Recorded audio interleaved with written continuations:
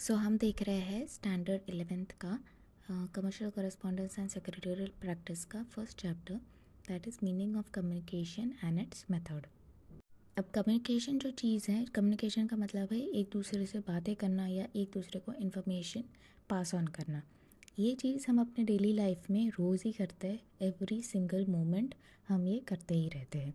ये हमारे लाइफ का एक बेसिक नीड भी है, बिकॉज इंसान हम सीखते हैं कि हम सोशल एनिमल है, तो हमें कंटिन्यूसली दूसरे इंसानों की ज़रूरत पड़ती है।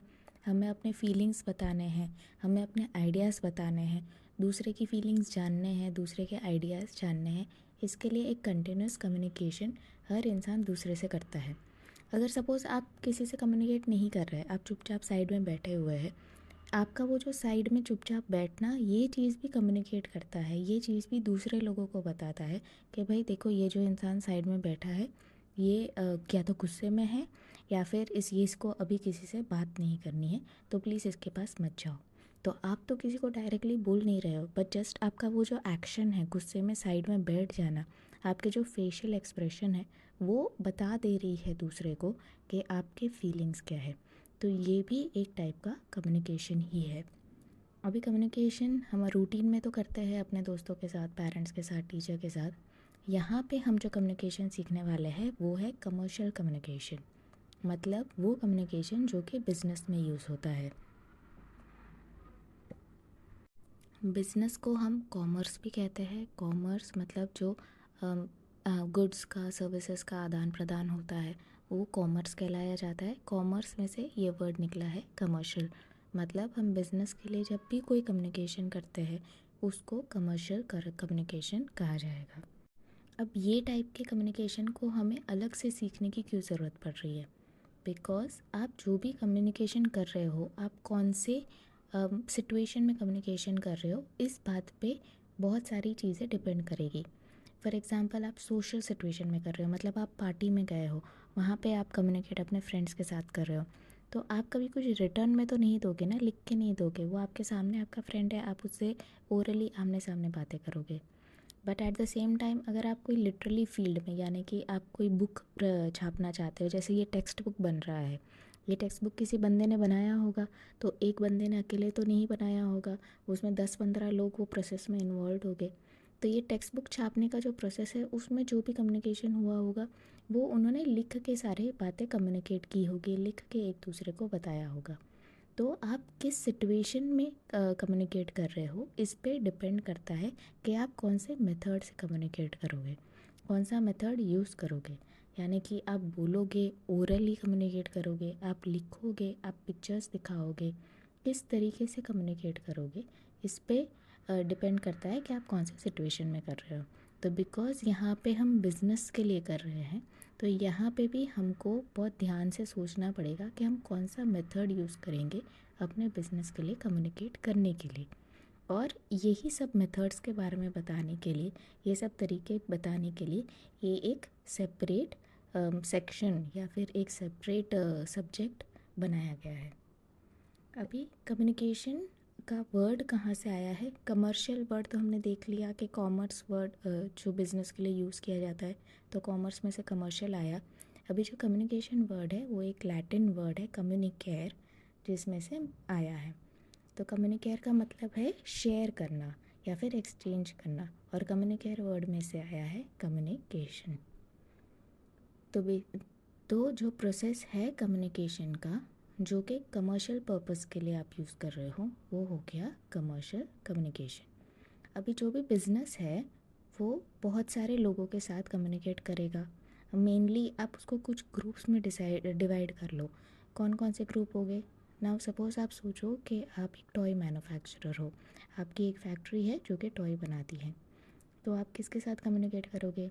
आपको टॉय बनाने के लिए रॉ मटेरियल चाहिए होगा, प्लास्टिक चाहिए होगा, पेंट चाहिए होगा, कुछ और पार्ट्स चाहिए होंगे, तो आपके सप्लायर्स होंगे। सप्लायर्स हो सकता है 15-20 हो, लेकिन हम उसको सिर्फ एक ग्रुप बना रहे हैं, ग्रुप ऑफ सप्लायर्स, तो हम सप्लायर्स के साथ कम्युनिकेट करेंगे।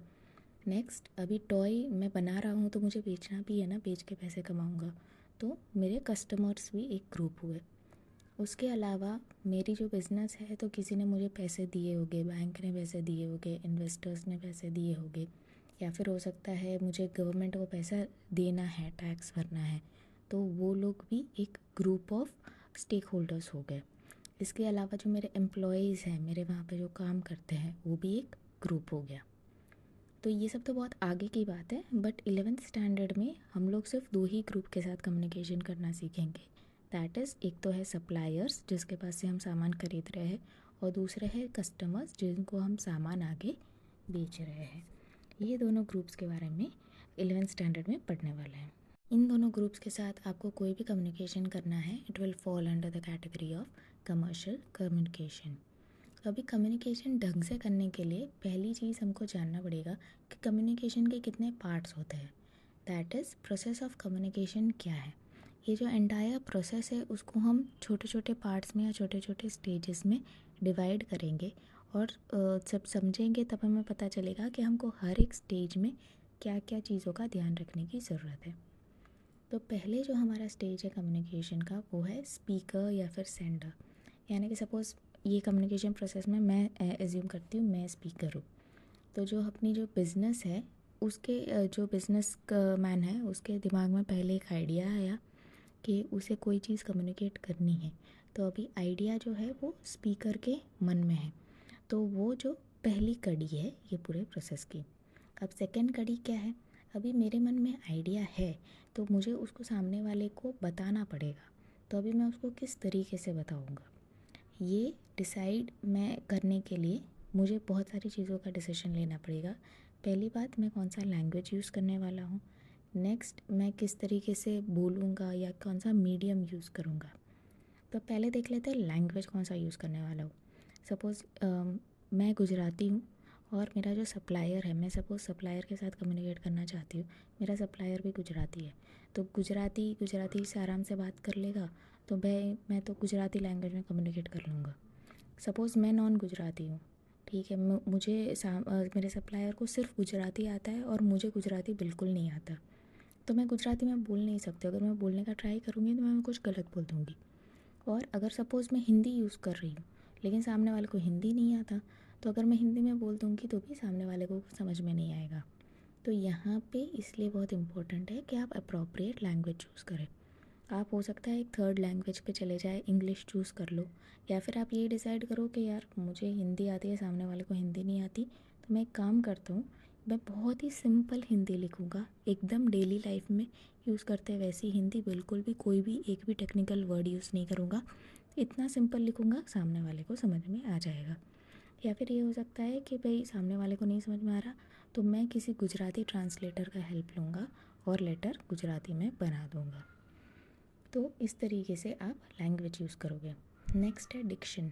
अगर मैं ओरली बता रही हूँ, किसी को फ़ोन पे बता रही हूँ, तो जो डिक्शन है या फिर जो प्रोनंसिएशन है वो बहुत ही इंपॉर्टेंट हो जाता है।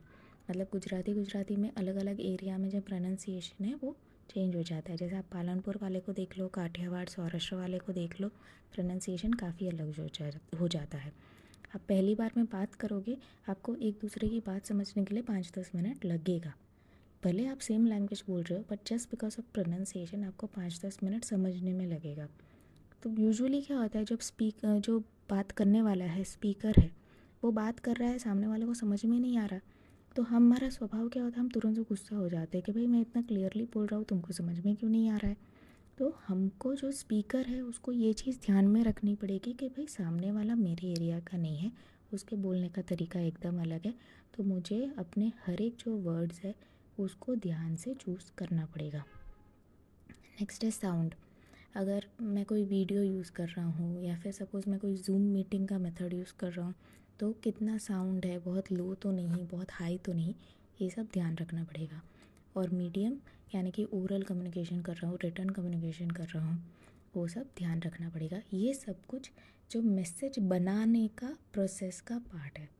तो अभी तो सिर्फ मैसेज बनाने का प्रोसेस चल रहा है। और थर्ड प्रोसेस क्या है, थर्ड पार्ट क्या है, आपका एक्चुअल मैसेज। जो आपका एक्चुअल मैसेज, आप सभी, आपका लैंग्वेज, आपके सारे टूल्स, मीडियम, सब कुछ मिला के जो आपका मैसेज बन रहा है, जो आपका आइडिया आपने लिखा है, वो हो गया आपका इन्फॉर्मेशन या मैसेज। और फोर्थ है कि आप इस मैसेज को कौन से चैनल या मीडियम से सेंड करेंगे। आप क्या क्या यूज़ करने वाले हैं, आप साउंड यूज़ करने वाले हैं, आप पिक्चर्स यूज़ करने वाले हो, लेटर्स यूज़ करने वाले हो, किस मेथड से या किस तरीके से आप ईमेल सेंड करने वाले हो या लेटर सेंड करने वाले हो। अगर आप ओरल कम्युनिकेशन कर रहे हो तो आप फ़ोन कर रहे हो या जूम मीटिंग कर रहे हो। ये सब कुछ आपके चैनल और मीडियम में इंक्लूड हो गया। नाउ नेक्स्ट है डी कोड।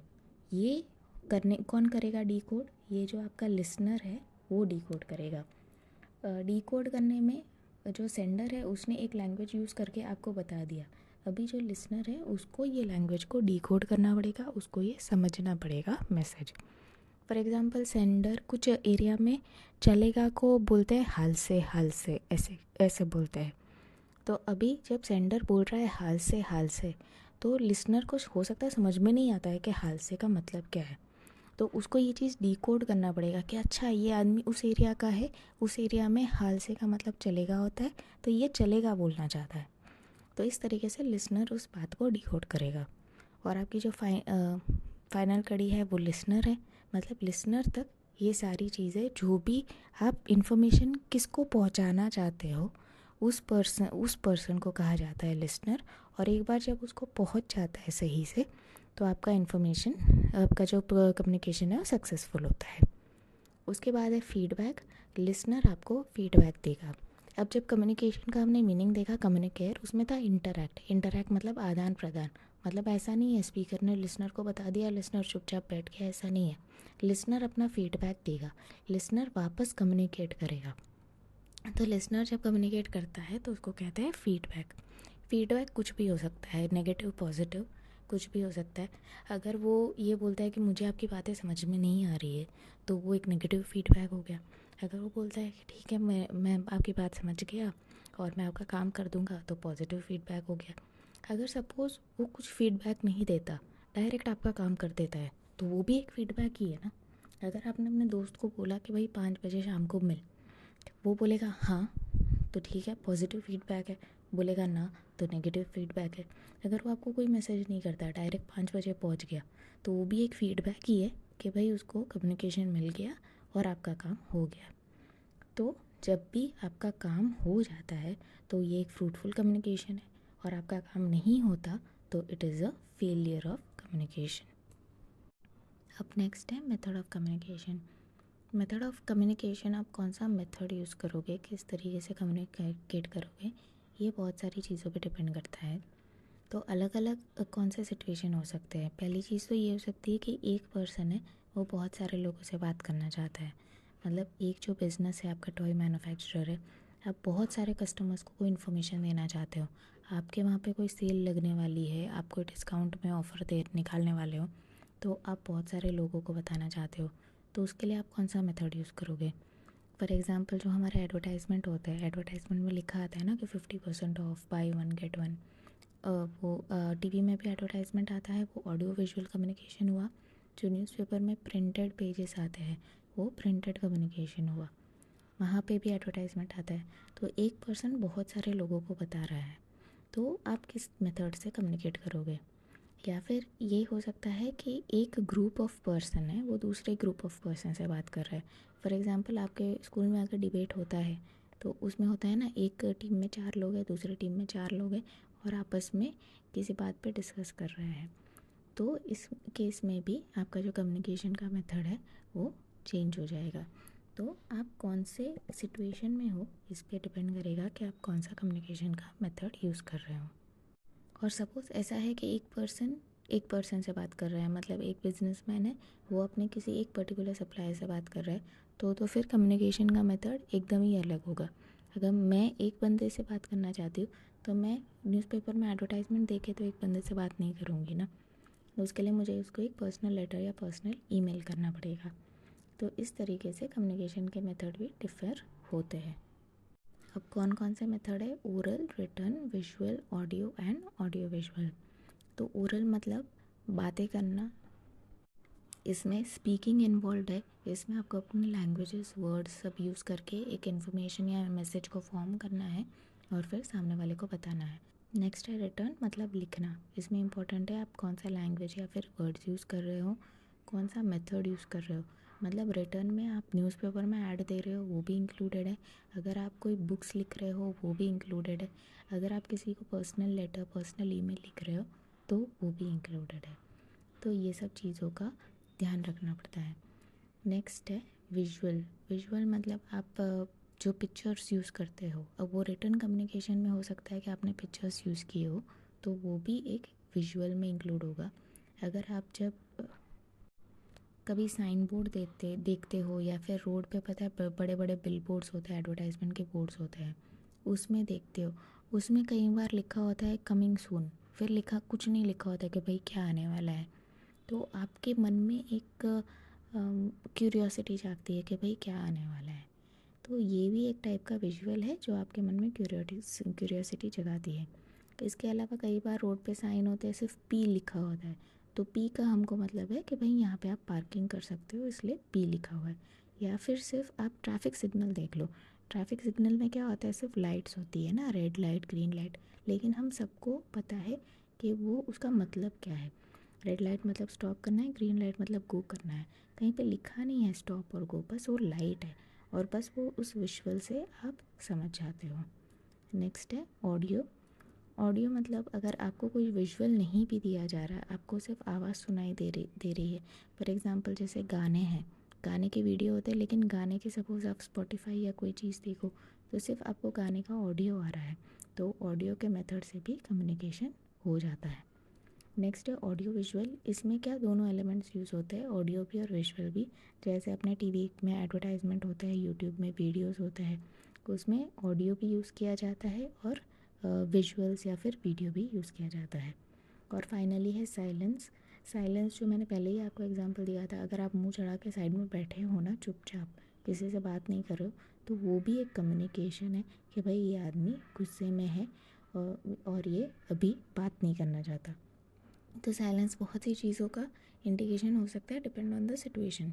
साइलेंस का मतलब ये भी हो सकता है कि आप गुस्से में हो, साइलेंस का मतलब ये भी हो सकता है कि ठीक है आप बात मान गए और आप काम कर दोगे। तो वो डिपेंड ऑन द सिचुएशन कोई भी कम्युनिकेशन हो सकता है। अब ये चैप्टर में हमें दो मेथड ऑफ कम्युनिकेशन के एडवांटेजेस और डिसएडवांटेजेस देख रहे हैं, that is oral communication and written communication. तो फर्स्ट ओरल कम्युनिकेशन मतलब बोलना होता है, दैट इज़ स्पीकिंग। तो आपको किसी भी लैंग्वेज में आपको 4 चीज़ें करनी है, लिसनिंग, स्पीकिंग जो कि ओरल में इंक्लूड है, and reading and writing that is आपके रिटन कम्युनिकेशन में इंक्लूड रहेगा। ओरल मतलब आपको बोलना है, मौखिक तरीके से बोलना है, दैट इज़ कोई रिटर्न में कुछ नहीं रहेगा। बोली में आपको ध्यान रखना है कि आप क्या लैंग्वेज यूज़ कर रहे हो, आप क्या प्रोनाउंसिएशन कर रहे हो, आपका डिक्शन किस तरीके से है। तो आपको वैसे ओरल का मतलब तो पता ही है, उसमें इंक्लूड है, उसमें एग्जांपल्स दिए हैं कि आप जब डिबेट करते हो, दो टीम आपस में डिबेट करती है, या फिर जो लेक्चर होता है जब टीचर स्टूडेंट्स को लेक्चर देती है, या फिर कोई ग्रुप डिस्कशन होता है, या फिर आप फ़ोन पे बात कर रहे हो, ये सब कुछ आपके ओरल कम्युनिकेशन में इंक्लूडेड है। अभी ओरल कम्युनिकेशन का एडवांटेज क्या है, पहले तो बहुत ही सिंपल है। तो अगर कोई इंसान है जिसको लिखना भी नहीं आता, एकदम ही अनपढ़ इंसान है, वो भी ओरल कम्युनिकेशन तो कर ही सकता है बिकॉज वो इतना ज़्यादा सिंपल है। नेक्स्ट है आपको किसी सामान की ज़रूरत नहीं है, जैसे पेन पेपर इन सब चीज़ों की ज़रूरत नहीं है। मतलब ओरल कम्युनिकेशन में हम मानते हैं कि फ़ोन पे बात करना भी ओरल कम्युनिकेशन है, उसके लिए आपको फ़ोन की ज़रूरत है, लेकिन यहाँ पे ये अज्यूम किया जाता है कि आप आमने सामने बैठ के बात कर रहे हो, फेस टू फेस बात कर रहे हो, इसलिए ये लिखा जाता है कि इसमें कोई टूल्स की ज़रूरत नहीं है। आप आमने सामने हो तो आपको कोई चीज़ की ज़रूरत नहीं है ये ओरल कम्युनिकेशन करने के लिए। नेक्स्ट है कि बिकॉज इसमें फ़ेस टू फेस होता है या फिर आमने सामने होता है तो आपको फीडबैक तुरंत से मिल जाता है। फॉर एग्ज़ाम्पल आपके सामने जो बंदा बैठा है, अगर आपने कोई बात बताई तो उसके फेशियल एक्सप्रेशन से ही आपको पता चलेगा कि उस बंदे को बात अच्छी लगी नहीं लगी, या फिर वो इंसान तुरंत ही बोल भी देगा कि भाई वो उसका फीडबैक क्या है, वो क्या सोच रहा है, वो अच्छा सोच रहा है बुरा सोच रहा है। इवन अगर आप फ़ोन पे भी बात कर रहे हो तो भी आपको तुरंत पता चल जाता है, वो तुरंत से बता सकता है जो लिसनर है कि भाई वो इसको अच्छा मान रहा है आपकी बात को या बुरा मान रहा है। तो आपको इंस्टेंट फीडबैक मिलता है। नेक्स्ट है बिकॉज आपको इंस्टेंट फीडबैक मिलता है इसलिए जो स्पीकर है वो मोटिवेट होता है, या फिर उसे पता चलता है कि वो और बोले और एक्सप्लेन करे। फॉर एग्ज़ाम्पल मैंने कोई आइडिया बताया और सामने जो लिसनर है उसको कुछ डाउट आया इसमें, तो वो इंस्टेंट अपना डाउट पूछेगा। वो उसका इंस्टेंट फीडबैक हुआ वो डाउट पूछना। उसके डाउट पूछने पे जो स्पीकर है वो और ज़्यादा मोटिवेट हो जाएगा कि भाई इसको मेरा आइडिया अच्छा लग रहा है, उसको उसमें डाउट रेस कर रहा है, तो मैं अपने आइडिया को और ज़्यादा एक्सप्लेन करूँ। तो इस तरीके से स्पीकर मोटिवेट हो जाता है। नेक्स्ट है कि अगर सपोज़ आपको लगता है, स्पीकर को लगता है कि लिसनर ढंग से समझ नहीं पा रहा है उसकी बात को, तो आप जो स्पीकर है वो तुरंत से अपना चैनल या मीडियम चेंज कर सकता है। फॉर एग्ज़ाम्पल अगर आप किसी फ्रेंड से फ़ोन पे बात कर रहे हो, उसको आप कोई शॉप का एड्रेस समझा रहे हो, आप उसको बोल रहे हो कि भाई वहाँ पे वो जो बिल्डिंग है बड़ी सी ऑरेंज कलर की, उसके जस्ट बाजू में ये शॉप है, और आपका फ्रेंड बोल रहा है कि नहीं यार मुझे समझ में नहीं आ रहा, मुझे नहीं मिल रहा, तो आप उसको बोल सकते हो कि रुक तुरंत मैं तेरे को मैप्स भेजता हूँ, व्हाट्सएप पे मैप्स का लोकेशन भेजता हूँ। तो आपने तुरंत अपना मीडियम चेंज कर दिया। आप ओरल मीडियम के थ्रू उसको समझा रहे थे, अभी आप तुरंत से अपना मीडियम विजुअल मीडियम में आपने चेंज कर दिया, बिकॉज आपको पता चला कि लिसनर आपके ओरल मीडियम से समझ ही नहीं पा रहा है। तो आपने तुरंत अपना मीडियम चेंज करके तो आपका पूरा जो कम्युनिकेशन है उसको सक्सेसफुल कर दिया। सिमिलरली ये तो फ्रेंड्स के बीच में बात हुआ, इवन बिजनेसेस में भी ये होता है कि जैसे रिसेंटली ऐसे हुआ था, मैं एक मेडिकल इंश्योरेंस परचेज़ कर रही थी, तो वो जो एजेंट है वो मेरे को फ़ोन पे समझा रहा था कि देखिए इसमें हमारे मेडिकल इंश्योरेंस में ये बेनिफिट है वो बेनिफिट है, ये सब फ़ोन पे बता रहा था। और तभी उसने मेरे को बोला कि अगर मैम आपके पास पीसी है, आपके पास लैपटॉप है, तो आप एक काम कीजिए, आप हमारे वेबसाइट पे जाइए, वेबसाइट पे आपके लेफ़्ट साइड पे ये ऑप्शंस है, वहाँ पे क्लिक कीजिए, देखिए यहाँ पे आपको सब रिटर्न टर्म्स एंड कंडीशंस मिल गए। तो उसने क्या किया, उसने फ़ोन पे जो ओरल कम्युनिकेशन कर रहा था उसके साथ उसको लगा कि भाई मैं इतनी कन्विंस नहीं हो रही हूँ, तो वो मुझे वेबसाइट पे रिटर्न कम्युनिकेशन की तरफ भी ले गया। तो इस तरीके से उसने अपने मीडियम को चेंज किया है बोल सकते हो, या फिर ओरल मीडियम में और एक मीडियम ऐड कर दिया depending on the need. Next है कि अगर इलिटरेट हो तो भी कम्युनिकेशन, ओरल कम्युनिकेशन हो सकता है। और फाइनली है कि टाइम बहुत बचता है, बिकॉज रिटर्न में क्या होता है कि मैं लिखती हूँ, मुझे लिखने में भी टाइम लगेगा, उसको सेंड करने में भी टाइम लगेगा, और सामने वाले को वो कम्युनिकेशन पहुँचने में भी टाइम लगता है, तो काफ़ी टाइम टेकिंग होता है रिटर्न कम्युनिकेशन। ओरल क्या इंस्टेंट हो जाता है, इसलिए टाइम सेविंग है। अभी इसके डिसएडवांटेजेस क्या है? डिसएडवांटेज ये है कि अगर स्पीकर और लिसनर में कोई अनबन है तो फिर वो बहुत ज़्यादा झगड़े में बदल जाता है, तो मतलब वो एक फ्रूटफुल डायलॉग नहीं हो पाता, वो एक अनहेल्दी डिबेट हो जाता है, एक अनहेल्दी झगड़ा हो जाता है। फॉर एग्ज़ाम्पल मैंने वो डिक्शन के टाइम पे आपको एग्जांपल दिया था ना, कि अगर जो स्पीकर है वो ये सोचेगा यार मैं तो इतना अच्छी तरीके से क्लियरली बता रहा हूँ, सामने वाले को समझ में क्यों नहीं आ रहा, वो ये नहीं समझ पा रहा है कि भाई एरिया अलग होने की वजह से मेरा प्रोनाउंसिएशन अलग है। हो सकता है स्पीकर गुस्सा हो जाए बिना बात के, और फिर उल्टा सीधा ज़्यादा गुस्से में उल्टा सीधा बोल दे, तुरंत से ही बोल दे। तो इस तरीके से आपका पूरा कम्युनिकेशन का प्रोसेस ज़्यादा, मतलब आपका पूरा रिलेशन कॉम्प्लिकेट हो जाएगा और आपका कम्युनिकेशन का प्रोसेस पूरा फेलियर हो जाएगा। इन चीज़ों की वजह से नेक्स्ट क्या होता है कि आपका बहुत टाइम और एनर्जी सब कुछ वेस्ट हो जाता है, बिकॉज तब तो आपने गुस्से में बोल दिया और उसके बाद भी आपको गुस्से को रिजॉल्व करने में, उसका सल्यूशन लाने में बहुत ज़्यादा टाइम वेस्ट हो जाता है। नेक्स्ट है कि आप कोई भी जब कम्युनिकेशन आप सुनते हो या बोलते हो तो वो लेस रिलायबल है। फॉर एग्ज़ाम्पल अगर मैंने बोला कि आप 15 दिन में मुझे सामान भेज दीजिए, अभी जो लिसनर है वहाँ पे उसके दिमाग में कुछ और चल रहा है, या फिर उसके आसपास कोई और इंसान बोल रहा है, उसने 15 दिन के बदले 20 दिन समझा, या फिर हो सकता है उसने 15 दिन सुना हो लेकिन 5 मिनट बाद वो भूल गया और उसको लगा कि नहीं यार 15 नहीं बोला था, 20 बोला था। तो ये जो ओरल कम्युनिकेशन है वो रिलायबल नहीं होता, वो डिपेंड करता है कि भाई स्पीकर ने किस तरीके से बोला, लिसनर को किस तरीके से याद रहा, वो सारी चीज़ें बहुत ही अनरिलायबल चीज़ें हैं। नेक्स्ट है बिकॉज ये इतनी रिलायबल चीज़ नहीं, इसमें कोई रिटर्न प्रूफ नहीं होता है, इसके वजह से भी वो रिलायबल नहीं माना जाता। फॉर एग्ज़ाम्पल जो लिसनर है, हो सकता है लिसनर किसी लेवल पे मैनेजर के लेवल पे हो, उसने सुना 15, उसको बोला गया था 15 दिन, लेकिन उसने उसको याद रहा 20 दिन। अभी वो जब अपने सीनियर के पास बोलने जाएगा तो सीनियर बोलेगा ना कि भाई तुम 20 दिन बोल रहे हो, इसका प्रूफ क्या है, सामने वाले ने जो स्पीकर है उसने 15 दिन बोला है या 20 दिन बोला है, इसका प्रूफ क्या है? तो जो मैनेजर है वो कोई प्रूफ नहीं दे पाएगा। तो ये इसका एक लिमिटेशन है या डिसएडवांटेज है। इसके बाद यही होता है कि बिकॉज़ जो ओरल कम्युनिकेशन है उसमें वो इतना रिलायबल नहीं होता और उसमें कोई रिटर्न प्रूफ नहीं होता है, तो हर बार आपको एक्सपेक्टेड रिज़ल्ट भी नहीं मिलते हैं।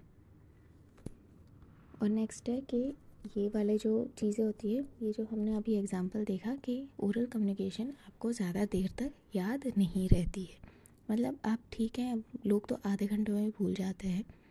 बिज़नेस में क्या होता है, ट्रांजैक्शन है ना, 4-5 महीने तक चलता है और हो सकता है कि आपका सेम सप्लायर सालों तक आपके पास रहे और आपको सेम चीज़ें सप्लाई करती रहे। तो सालों तक तो चीज़ याद रखना दूर की बात है, लोग आधे घंटे में भी चीज़ें भूल जाते हैं। तो इसीलिए ओरल कम्युनिकेशन बहुत ही अनरिलायबल है, क्योंकि हमारी जो मेमोरी है वो बिल्कुल रिलायबल नहीं है। फिर है information loses its original form. Originally speaker ने जो जो बातें कही थी उसमें आधी चीज़ मिस हो जाएगी और उसका फॉर्म बदल जाएगा। अगर सपोज़ आपने पूरे का पूरा बात बता भी दिया तो भी स्पीकर ने जो लैंग्वेज यूज़ किया है, जो प्रोनाउंसिएशन यूज़ किया है, जो वर्ड्स यूज़ किया है, वो सब तो चेंज हो ही जाएगा। तो वो उसका ओरिजिनल फॉर्म चेंज हो जाता है। और ये बिकॉज़ आपका लैंग्वेज और आपके वर्ड सब चेंज हो जाते हैं, उसके वजह से जो मीनिंग है कई बार वो भी आप जो मीनिंग कन्वे करना चाहता है जो स्पीकर, वो भी चेंज हो जाता है। अगर स्पीकर बोलने में अच्छा नहीं है तो हो सकता है कि वो जो बात है उसका इंटेंशन आपको रूडली बोलने का नहीं है, बट जस्ट बिकॉज वो बोलने में थोड़ा रफ़ इंसान है। कुछ लोग होते हैं जो बोलने में थोड़ा रफ़ रहते हैं, थोड़ा सार्कास्टिक रहते हैं, थोड़ा ज़ोर से बोलते हैं। कुछ लोग होते हैं बहुत धीरे से बोलते हैं, तो गाली देंगे धीरे से तो आपको इतना बुरा नहीं लगेगा।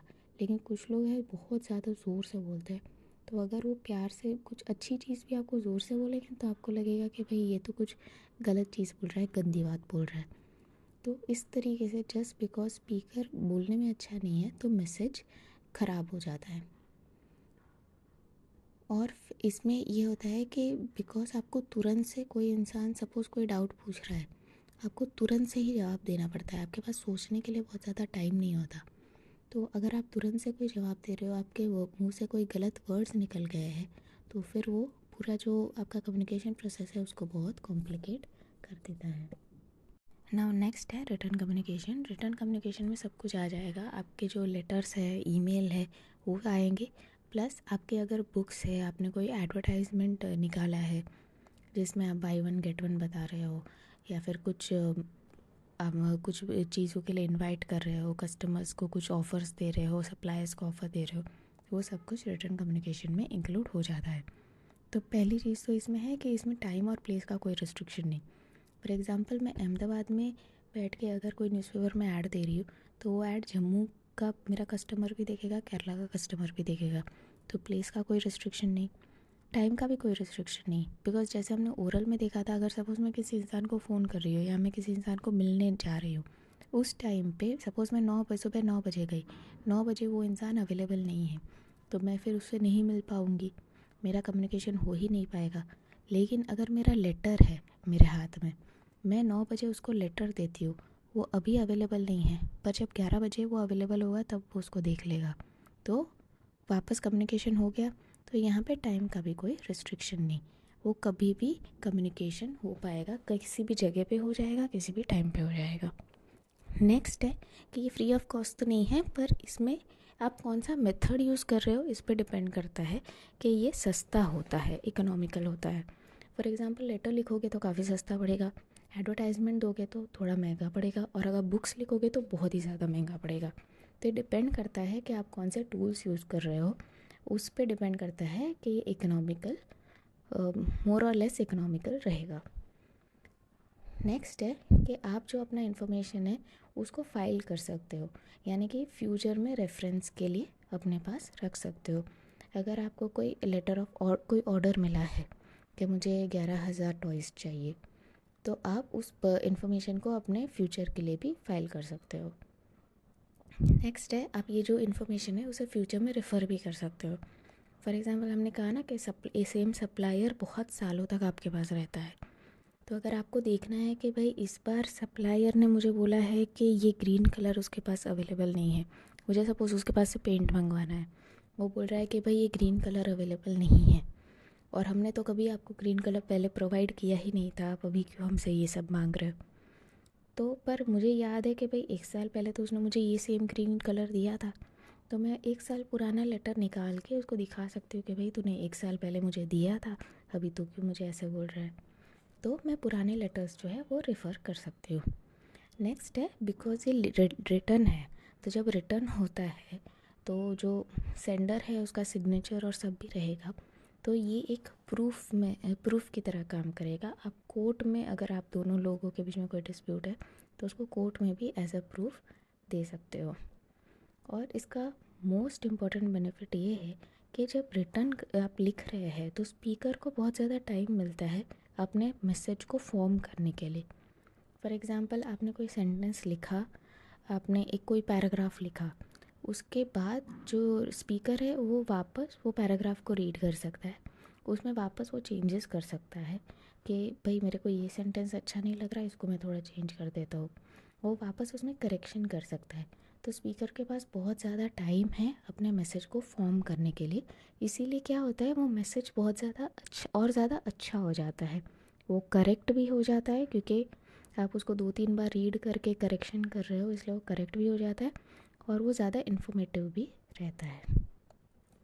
और इसमें जैसे हमने देखा था कि कुछ लोग बोलने में रफ़ होते हैं, तो अगर कोई ऐसा बिजनेसमैन है जो बोलने में रफ़ है, तो वो क्या कर सकता है कि वो एक दूसरे आदमी को रिक्रूट कर सकता है, एम्प्लॉय कर सकता है, उसको काम दे सकता है कि भाई सारे जो भी लेटर्स है, तू पढ़ा लिखा है, अच्छी तरह बोलता है, तो सारे जो भी लेटर्स है तू ही ड्राफ्ट करेगा, तू ही बनाएगा, और मैं किसी से बात नहीं कर रहा हूँ क्योंकि मैं किसी से बात करता हूँ तो मिसअंडरस्टैंडिंग हो जाती है।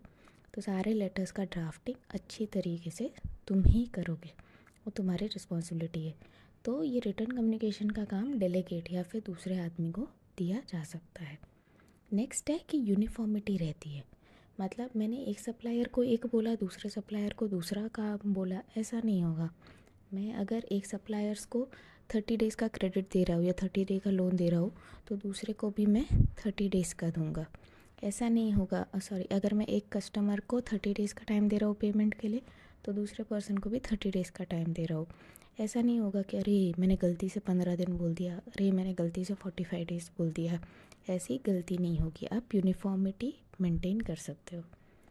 नेक्स्ट है ये सब चीज़ों से आप जब रिटर्न कम्युनिकेशन करते हो तो जो फर्म है या बिज़नेस की एक इमेज क्रिएट होती है, वो हम नेक्स्ट चैप्टर में देखेंगे कि उसमें क्या होता है। जब हम रिटर्न कम्युनिकेट करते हैं तो हम जो पेजेस यूज़ करते हैं, जो पेपर यूज़ करते हैं, वो पेपर भी स्पेशल टाइप का होता है, वो लेटर हेड होता है, उसमें हमारा बिज़नेस का लोगो होता है, बिज़नेस का नाम, बिज़नेस का एड्रेस, वो सारी चीज़ें होती है। तो आप जब वो लोगो और सब देखते हो तो कंपनी का एक इमेज बनता है। तो इस तरीके से रिटर्न कम्युनिकेशन कंपनी के इमेज बनाने में हेल्प करता है। अभी इस अभी इसका डिसएडवांटेज क्या है कि आप जो पहली चीज़ तो महंगा पड़ता है, आप कौन सा टूल्स यूज़ कर रहे हो उस पर डिपेंड करेगा कि वो सस्ता भी हो सकता है और महंगा भी हो सकता है। अगर आप बुक छाप रहे हो या एडवर्टाइजमेंट कर रहे हो तो काफ़ी महंगा पड़ेगा। नेक्स्ट है कि आपको इसके लिए बहुत सारे गैजेट्स और टूल्स ख़रीदने पड़ते हैं, बिकॉज़ रिटर्न कम्युनिकेशन आपको पहले जो मैसेज बनाना है, वो मैसेज बनाने के लिए भी मुझे थोड़े गैजेट्स या टूल चाहिए। फॉर एग्ज़ाम्पल मैंने बोला टाइम्स ऑफ इंडिया में मेरे को ये एक पूरा पेज का एडवर्टाइजमेंट छापना है, ठीक है, लेकिन वो जो एडवर्टाइजमेंट बनाना है वो टाइम्स ऑफ इंडिया नहीं बनाएगा, वो टाइम्स ऑफ इंडिया बिज़नेस को ही बोलेगा कि भाई तुम पूरा एक पेज का इतना एरिया है, इतने का तुम एडवर्टाइजमेंट बना के मुझे दो, वो फ़ोटो मुझे दो, मैं सिर्फ वो फ़ोटो प्रिंट करके भेज दूँगा। पर वो फ़ोटो बनाने के लिए जो मुझे गैजेट्स चाहिए, जो मुझे कंप्यूटर चाहिए, जो मुझे सॉफ्टवेयर चाहिए, वो सब का खर्चा मेरे को देना पड़ेगा, वो सब एडिशनल खर्चे हैं। नेक्स्ट है कि हम जब रिटर्न लिखते हैं तो हमने बोला कि भाई स्पीकर के पास एक चांस है कि उसने एक पैराग्राफ लिखा, उसके बाद वो उसको वापस रीड करे, उसको चेंजेस करे, वापस रीड करे और बेटर बनाए, पर ये बहुत ज़्यादा टाइम टेकिंग है। जब हम बोलते हैं तो क्या होता है कि हमने बोल दिया, बात ख़त्म, वो 2 मिनट का काम है। लेकिन जब हम लिखते हैं तो हमने लिखा 3 मिनट, फिर उसको रीड किया, फिर उसमें चेंजेस किया, फिर रीड किया, फिर चेंजेस किया, फिर और 2 लोगों से रीड करवाया, तो वो जो 2 मिनट का काम है वो एक्चुअली आधे घंटे में होता है। तो इस वजह से ये काफ़ी टाइम टेकिंग हो जाता है। नेक्स्ट है कि बिकॉज सामने वाले को कम्युनिकेशन तुरंत नहीं मिलता है। मैंने कम्युनिकेशन सेंड किया 9 बजे और सामने वाले ने देखा 11 बजे, तो एक्चुअली यहाँ पे ही 2 घंटे का डिले हो गया। ये तो मैं आपको फास्टेस्ट, सपोज़ आप ईमेल कुछ कर रहे हो जो फास्टेस्ट मेथड है उससे मैं बोल रही हूँ कि तो भी 2 घंटे का, 3 घंटे का जितना भी डिले हो सकता है, तो आपको जो फीडबैक भी है वो तुरंत से नहीं मिलेगा। अब इसमें ये होता है कि जैसे हमने ओरल में देखा था कि लिसनर को कुछ डाउट आया या लिसनर को समझ में नहीं आया आपका कम्युनिकेशन, तो आपने तुरंत से ही अपना मेथड ऑफ कम्युनिकेशन चेंज कर लिया। लेकिन यहाँ रिटर्न में क्या होता है कि तुरंत फीडबैक नहीं मिलता आपको। तो हो सकता है कम्युनिकेशन के जो एंटायर प्रोसेस है उसमें बहुत सारे क्वेश्चंस आए, उसमें बहुत सारी मिसअंडरस्टैंडिंग आए, लेकिन कुछ भी क्या होता है इसमें तुरंत से रिजॉल्व नहीं होता, सबके लिए बहुत टाइम लगता है। और अगर रिटर्न कम्युनिकेशन इटसेल्फ फॉर्म करने के लिए भी आपके पास बहुत ही अच्छा लैंग्वेज और एबिलिटी होनी चाहिए। जैसे हमने इसके एडवांटेजेस में देखा कि बिजनेसमैन एक दूसरा बंदा अपॉइंट कर सकता है रिटर्न कम्युनिकेशन लिखने के लिए, लेकिन एक दूसरा बंदा अपॉइंट करने के लिए भी बिजनेसमैन को एक्स्ट्रा पैसे देने पड़ेंगे, और दूसरा बंदा एक्चुअली अच्छा है, सेट हो रहा है, वो सब भी तो देखना पड़ेगा। तो ये जो एडिशनल नॉलेज है लैंग्वेज के लिए, कमांड ऑन लैंग्वेज के लिए, एबिलिटी के लिए, ये सब बहुत ही ज़्यादा प्रॉब्लमेटिक हो जाती है, बर्डनसम हो जाती है एक बिज़नेस के लिए, स्पेशली एक छोटे बिज़नेस के लिए। और वो तो ये जो नेक्स्ट पॉइंट है वो तो हमने देखा था कि भाई रिटर्न कम्युनिकेशन में ज़्यादा टाइम लगता है। और फाइनली आप सब लोगों तक नहीं पहुंच सकते हो, आपके लिए रिटर्न कम्युनिकेशन के लिए लिटरेसी बहुत ज़्यादा ज़रूरी है। तो अगर आपके कोई ऐसे कस्टमर्स हैं जिनको रीड करना नहीं आता है, ठीक है, अगर आप कोई एसेंशियल आइटम बेच रहे हो, गेहूँ बेच रहे हो, ग्रेन्स बेच रहे हो, और आपके पास ऑफ़र है, लेकिन आपका जो ये ग्रेन्स और सब है ये तो अनपढ़ लोग भी खरीदेंगे ना, लेकिन आपका ऑफ़र वो जो अनपढ़ लोगों तक पहुंच ही नहीं पा रहा है बिकॉज़ आपने लिखा है और वो अनपढ़ लोग उसको पढ़ नहीं पा रहे हैं। तो इस तरीके से ये भी उसका एक डिसएडवांटेज है। तो इसके साथ ही हम ये सेशन कंप्लीट करते हैं और हम सेकंड चैप्टर नेक्स्ट सेशन में देखेंगे। Thank you.